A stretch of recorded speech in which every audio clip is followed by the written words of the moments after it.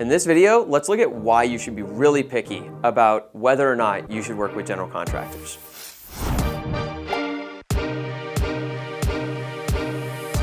Working with general contractors can be risky business. There's a huge range of possible outcomes that can happen when you work with GCs, and we want to talk about kind of that huge possible range so you can just be aware of what you're getting into when you're working with GCs. So let's start with the really risky side of working with general contractors. And so this is usually talking about commercial projects. We're typically bidding from blueprints.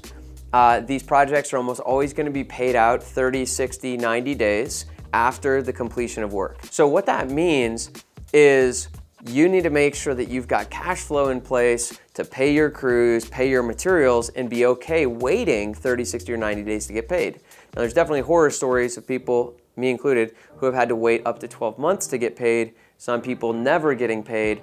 So there's some issues with that. So the first thing we want to look at is what we call non-negotiated work. So non-negotiated work, there's other terms for it too, but this is one term. And what it essentially means is it's bidding a job for a general contractor who has not yet won the job themselves.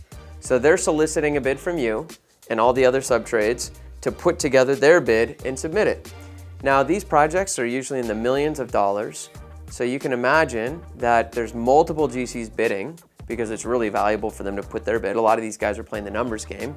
So this project might get 10 bids from 10 different GCs. The GCs might get 3 bids from different painters. There might be 30 painters bidding on this project. Usually the most expensive GC is not the one to win these projects, which means it's a less expensive GC with tighter margins and the painters are the last to come in.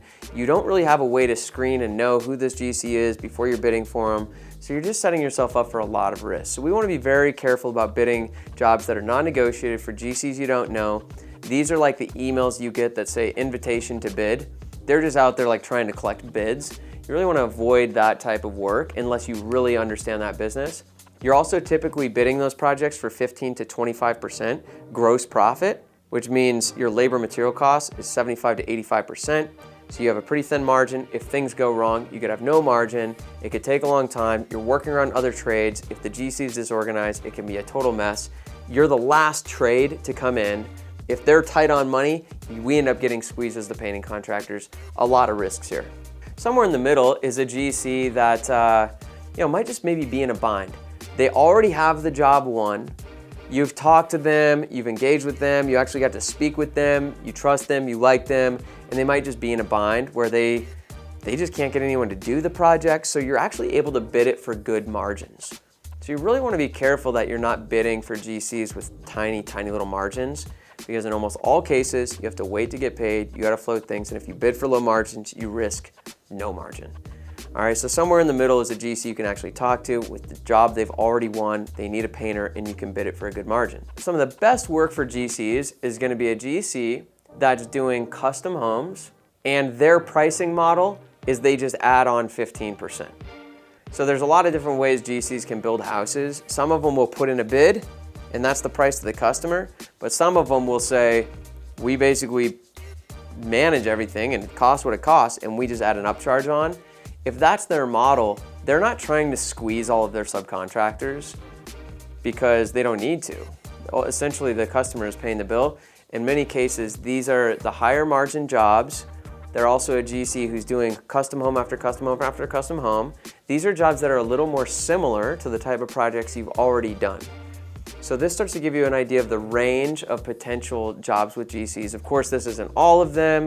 This is a short video, mostly to highlight what to be really aware of, and what we're ultimately looking for is jobs that are higher margin, simple to do, repetitive, with people that we can actually talk to and create a relationship with, because that's really what it's about. That's how you're gonna win in the long term, working with general contractors. So be really aware.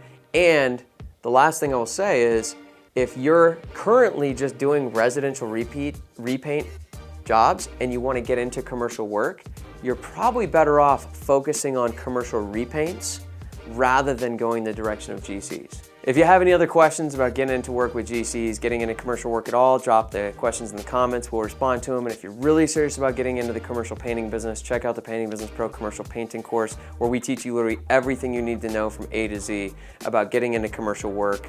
capitalizing on the big opportunity while protecting yourself and avoiding the risks.